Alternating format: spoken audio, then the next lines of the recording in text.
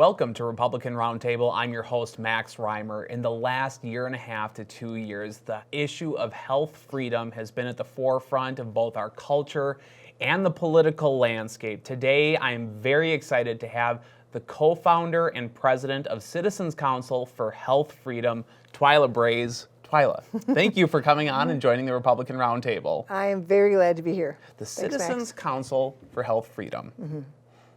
What does health freedom mean to you? So I think there are two aspects of health freedom. One has to do with what happens in the exam room and in the hospital, and the other has to do with government and public health. And so we are all experiencing the lack of health freedom at the government level with the COVID restrictions. And so health freedom in the public sphere like that with public health officials is the right to make decisions on your own, the right to not have government interfere and intervene in your life, the right to not have government mandate things that you don't want to do. And so that's all about big government versus freedom. The other health freedom piece has to do with the exam room and the hospital bedside. And that is where the patient and the doctor have freedom to work together for the benefit of the patient, preferably at an affordable price and confidentially. And increasingly, that is a problem as health plans, hospital systems, corporations restrict what doctors can do. As doctors have moved more into being employed by these corporations, 70% of doctors are employed, and so they are no longer independent. And so in that realm, too, patients and doctors are both losing freedom to do what the practice of medicine is all about. So you're well known in Minnesota, you're well known across the country, you have a number of books out that we'll get into a little bit later. What's your background? How did you come into this organization, and what was the vision when you started it? So I am a registered nurse by training, worked as a pediatric emergency room nurse, and then got very concerned with what the Clintons wanted to do, which was to essentially give us managed care for all, HMOs for all, health plans for all. That was their plan. And I realized that if they took away our health freedom, they would essentially take away our freedom, because at that point they get to determine the value of your life, when you can have care, when you can't have care. All of that gets to be determined by the government. And so that's when I co-founded the organization. That was about 26 years ago. This is the second iteration of the first organization, and have been working at a national and Minnesota level, as well as helping other organizations in other states. So 26 years you've been at this. Describe for me the last 2 years where I just feel like there has been an invasion on our privacy, on our rights, when we're talking about vaccine mandates, when we're talking about the masking policies, the lockdowns. How have you seen your organization kind of move to the forefront of, I think, everyone's mind? Well, I think it's really good to realize that we experienced this 18 years ago.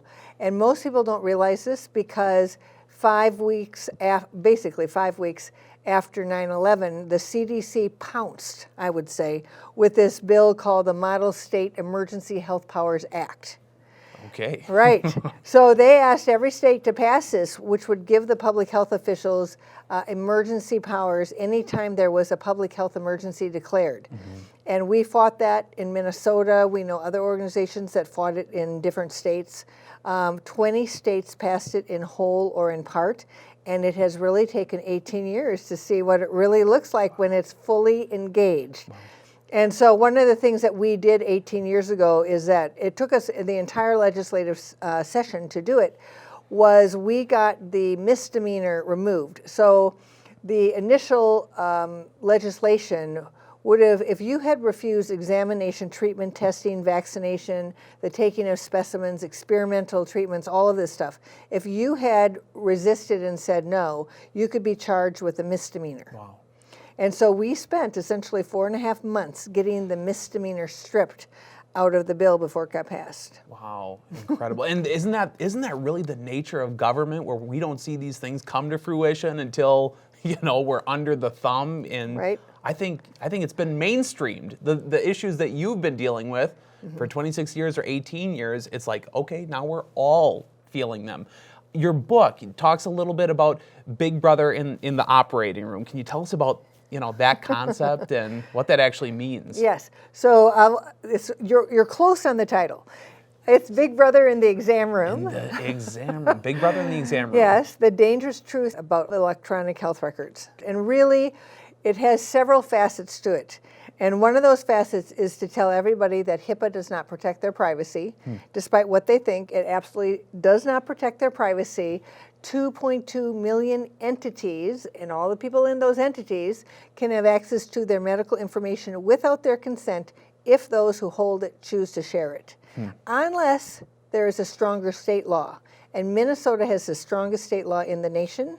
And for the past 6 years, we have been at the legislature trying to fight the researchers, the doctors organization, the health plans, and the business, the Chamber of Commerce, the Minnesota Chamber of Commerce and Minnesota Business Partnership. All of them want to get rid of our privacy laws so that we can be under the HIPAA no privacy rights.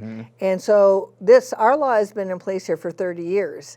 And so we're fighting, and we've had Democrat and Republican help to protect that law. Okay. So that's one of the pieces of the book. Another piece of the book talks about the electronic health record. It's ubiquitous in every exam room and at every hospital bedside. A lot of patients think it's there because it's tech, right? Right. Right? Right.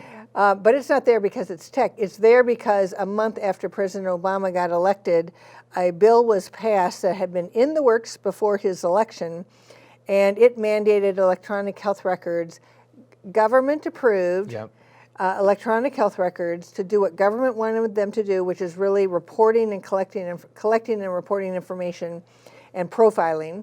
And if they did not put that electronic health record in the exam room or by the bedside, they would lose money for every Medicare patient that they saw. Wow. So to understand that the electronic health record, as one of the doctors that I quote in there, is a command and control system through which every medical decision must pass. So let's just say the hospital or the health plans that the hospital is working with or collaborating with, they decide that treatment A, B, and C can be in there, but D, E, F, G, and H cannot be in there. And so if it's not in there, you know what it's like to select from menu items, right? If it's not there, they can't order it. Okay. And so it might be the very best thing for you. It might be the exact thing that you need. It might be the thing that saves your life, but it is not there to pick. And so that is how the electronic health record is a controlling system. It's also a surveillance system. It's a data collection and reporting system. And it's also not very good as far as anybody being able to read it. And so, I have examples in the book about doctors who are just trying to find the one piece of information that they think they should know, but there's so much copy and pasting going on that there's one little choice piece of information in there, and they don't see it. Okay. They don't see it because it's just so easy to copy and paste, and so the electronic record gets bigger and bigger and bigger, but the real critical information that could save a patient or make you understand a patient gets lost. Yeah. But in addition to that, doctors are doing what they call pajama time. Okay. Pajama time means they go through their day, they see their patients, right? They go home, they spend time with their family eating dinner. Sure. Then they essentially go put on their pajamas, and they spend the next 2 to 4 hours with their computer inputting the data that they need to get paid. Okay. Because it was so easy, and I'm an emergency room nurse, right? Yeah. I know how easy it was to take a paper chart, write everything you needed, boom, boom, boom, boom, boom, boom, boom, and it's done.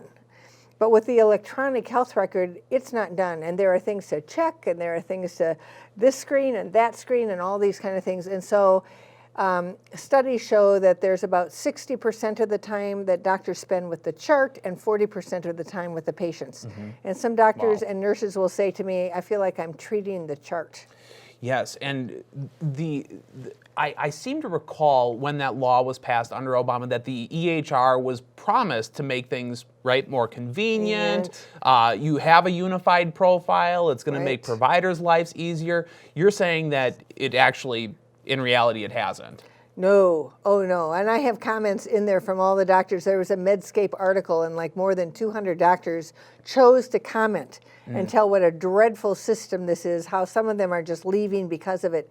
And in fact, in a 2016 study, 48% of the physicians, more than 17,000 physicians were surveyed. Wow. 48% of them were planning to leave in 3 years. And I think it's good for your listeners to understand that baby boomers are coming into Medicare at $10,000 a day. Wow. Mm-hmm. And the physicians are saying, this violates my ethics. This means that other people are controlling my medical decisions.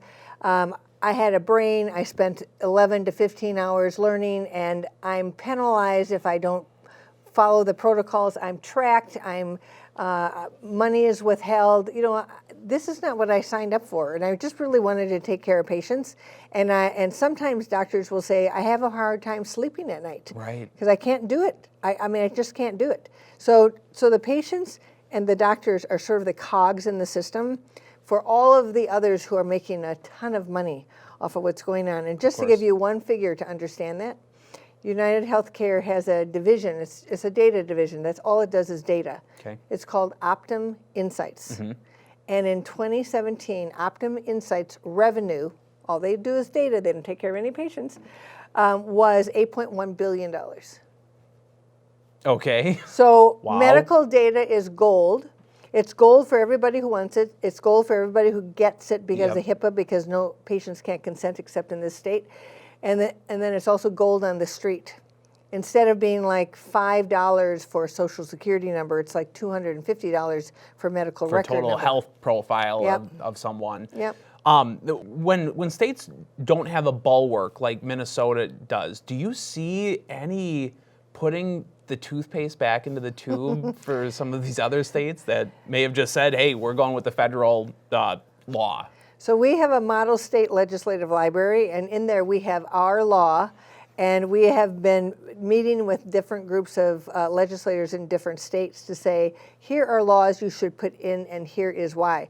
But the problem is that most legislators, most people, I bet your listening audience is surprised that HIPAA doesn't protect their privacy. So most legislators think HIPAA protects their privacy. Mm-hmm. Most members of Congress and their staff believe HIPAA protects privacy. So this is like the biggest deception in the world. Mm-hmm. But I think when it gets finally figured out, then I think there will be some putting the toothpaste back into the tube, because patients will learn how egregious it is that all of these people can do this with their data. And maybe just one really good example of this, because that 2.2 million is more than 700,000 entities like the doctor, the hospital, the lab, the long-term care facility, those kind that you actually go to with your data, right?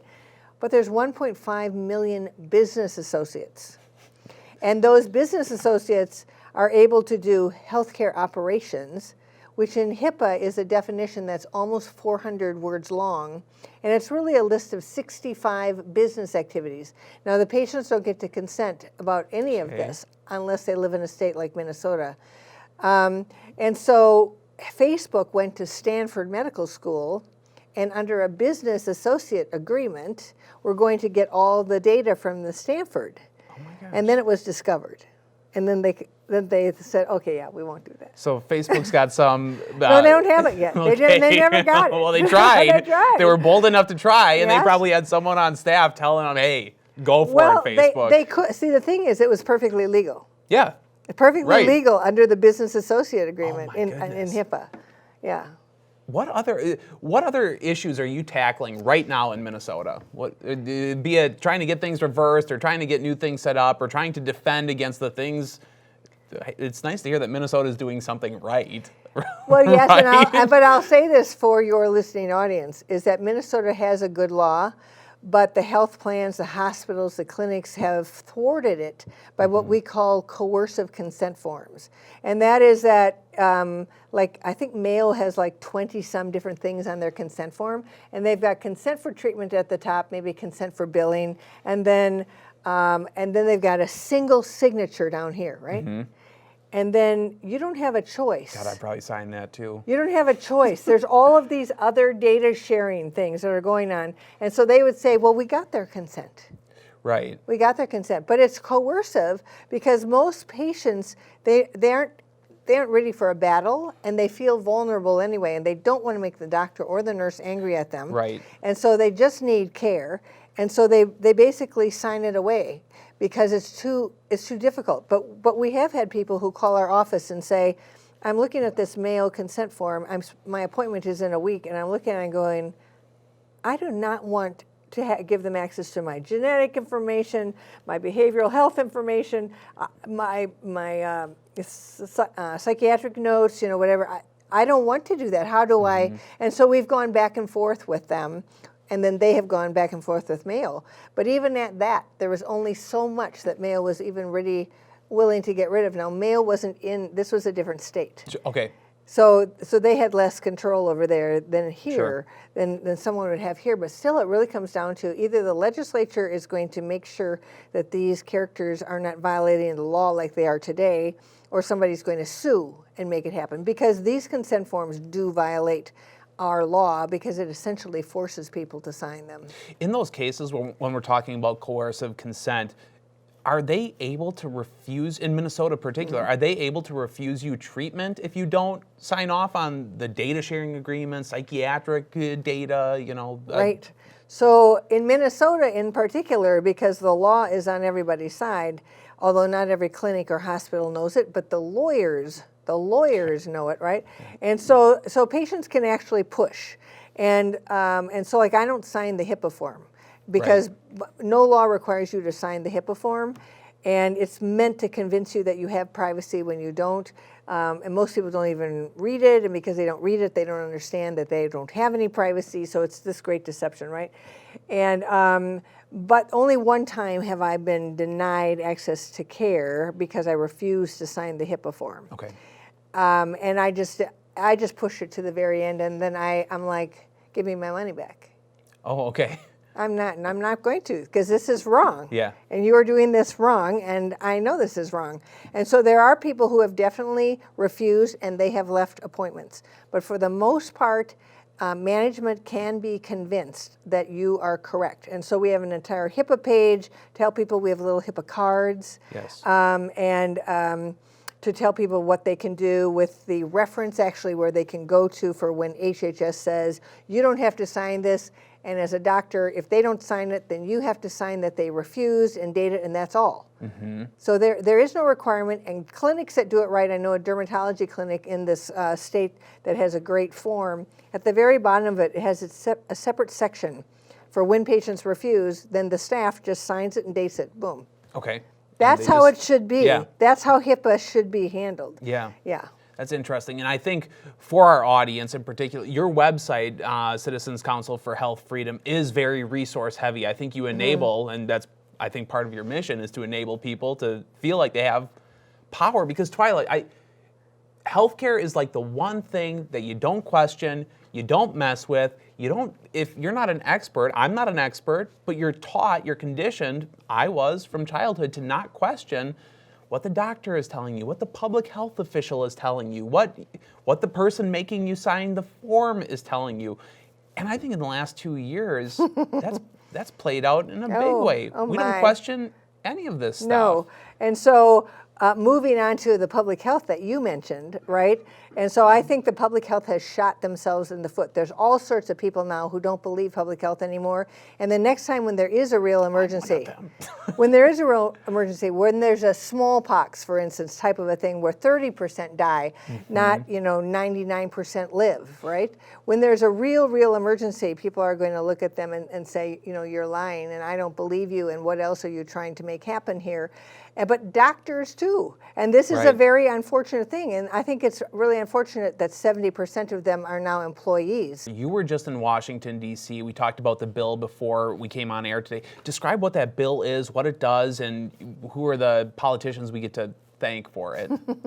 Yes. So in Washington, D.C., there is a bill that has just been released by Senator Rand Paul, who's a physician, and then also by Congressman Chip Roy from Texas. And Rand Paul is from Kentucky. And so what they do is they repeal the unique patient identifier. Now, the unique patient identifier is part of HIPAA. And again, doesn't protect privacy because HIPAA actually, the rule required that each of us be given a unique patient identifier, a single number issued by the government for all our medical records, all the details in our medical records. It centralizes the data system and gives every one of us a single number, which is not a good idea. Yeah, sounds like a bad idea. Yeah, because that enables surveillance, it enables profiling, it enables hacking and getting absolutely every piece of your data.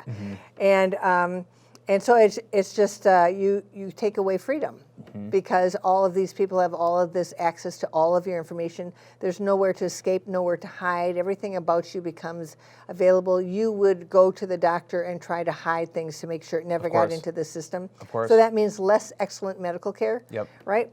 And so for 20-some years, first Congressman Ron Paul and now his son, Senator Rand Paul, have put a prohibition on funding this. Okay. But this is the first time that it's all Democrats everywhere that they were actually thinking about it. Okay. They weren't doing that when Obama had those 2 years of Democrats because he had Obamacare and he had the Recovery Act and he had this and that, right? Yes. And clunkers, cars for whatever that Cash for Clunkers. Cash for Clunkers. Great program. All right, all those things, right? and they weren't looking at that, but now they're looking at it, and the Democrats so far, I do think there are some privacy Democrats, but so far the House and the Senate have both taken the prohibition away in the appropriations bill. And so I was there talking to a bunch of staffers to tell them about the unique patient identifier, why it's a bad idea. And then I heard and knew that these two bills were going to be authored and issued, and it will set the debate higher. And hopefully there will be a lot of different members that actually jump on those bills. Oh, let's pray. So, pray that there is. But your listeners can contact Senator Rand Paul's office and Congressman Chip Roy's office, but they also should contact their own members of the Senate and the House, because usually if they get about 12 to 24 contacts. That's when there's a crisis, right, in their office? They listen. It's the phone call. It is the phone call, It's the phone call. It's the phone call. And not they an email, listen. right? Not an email, not a Facebook message, Nope. a phone call. A phone call. Yep. And they will listen and they will take note. And the Democrats who care about privacy in particular will take note. And that might be enough to stop them from doing it. Twila, with the last 15 seconds that we have, just tell us how people can learn more about your organization and get involved. Yeah, so they can go to cchfreedom.org, cchfreedom.org, and they can find out all this information there. Twila Brase, thank you so much for your dedicated work and everything you do here and across the country. Thank you so much. This has been the Republican Roundtable. I'm your host, Max Reimer. Until next time.